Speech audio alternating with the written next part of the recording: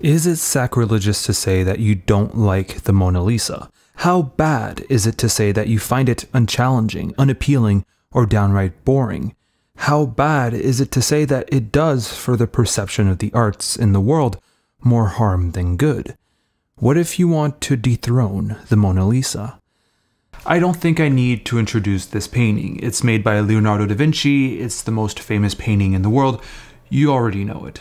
However, it's not uncommon for people, after seeing the Mona Lisa at the Louvre, to be disappointed, to feel cheated in some way.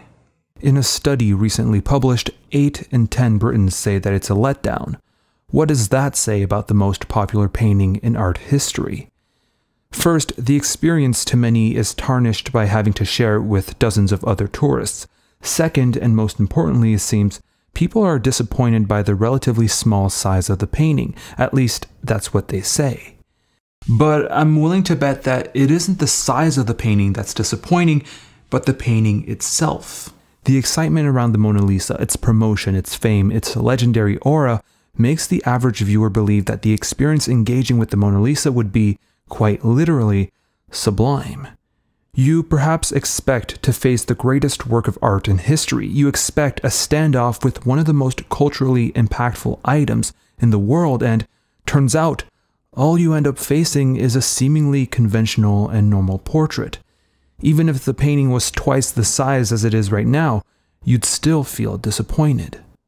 It's not to say that the Mona Lisa is your average portrait. Leonardo is undeniably a master and a genius. His revolutionary techniques, notably his use of sfumato, or using dozens of layers of thin glazes to soften gradients of tones, really brings the subject, Lisa del Giocondo, to life. But is it really enough to justify the Mona Lisa's overwhelming popularity? Well, to many, no. Comes in the enigmatic smile, which is very often used as one of the main justifications for the Mona Lisa's fame. Perhaps, yes, the smile is nuanced and mysterious, but is that really enough to make this painting the most popular in art history? To me, it doesn't, and to many disenfranchised Louvre visitors, it doesn't neither. But first, if we want to dethrone the Mona Lisa, we need to figure out why it got so famous in the first place. Even though it's 500 years old, it only achieved world renown about 100 years ago. Before that, it was in the Louvre since 1797, and yes, it was known in the art world, but it wasn't even the most popular painting in the museum, and it was far from having the reach it would later have. Alright, so what happened? On the 21st of August 1911, the Mona Lisa was stolen. It was only noticed the next day by the artist Louis Béroud, who reported the missing painting. That's when the news, through sensationalism, blew the story up. There's a saying that goes, you never realize the value of something until it's gone. Well, once the Mona Lisa went missing, its value spiked. Its absence made everybody miss it, and its brilliance was, of course, exaggerated. As the media wrote about the missing painting, more people regretted not seeing it before it was lost, or some people who had seen it in the past would overstate their appreciation of the painting. 2 years later, the painting was returned, and in only 2 days in the Louvre, over 100,000 people went to see it. So where does this leave us? Well, I think we need to reevaluate the importance we give to the Mona Lisa. Not because it's not a nice painting, not because it's not an important painting, but because it's famous for the wrong reasons.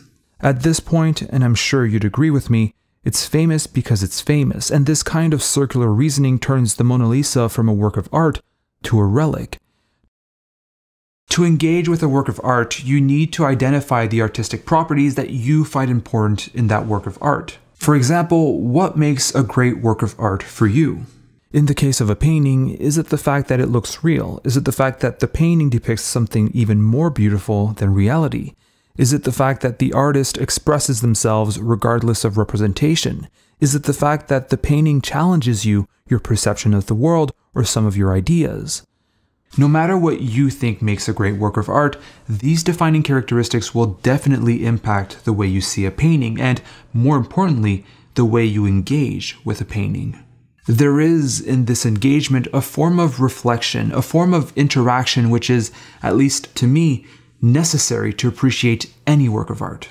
All that being said, if you face a painting not as a work of art, but as a cultural relic, then you lose the engagement which is necessary to appreciate art.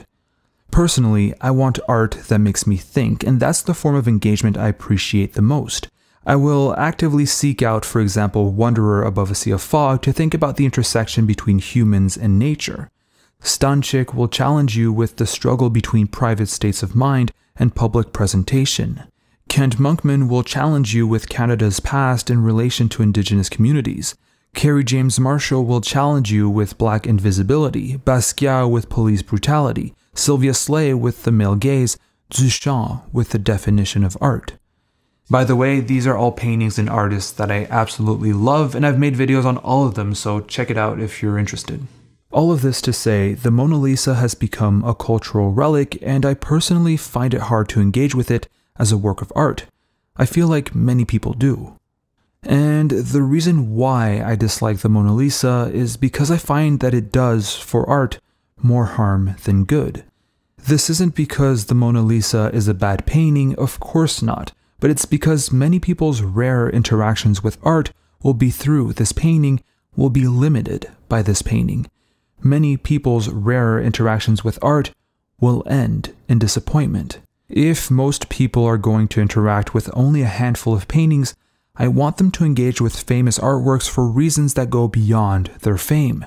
Goya's Saturn devouring his son is a famous painting, but people enjoy engaging with it not because it's famous, but because it's haunting. It gives a glimpse into Goya's psychological state, and it speaks to some of our own fears. I want to dethrone the Mona Lisa. I think she's doing a terrible job as a monarch.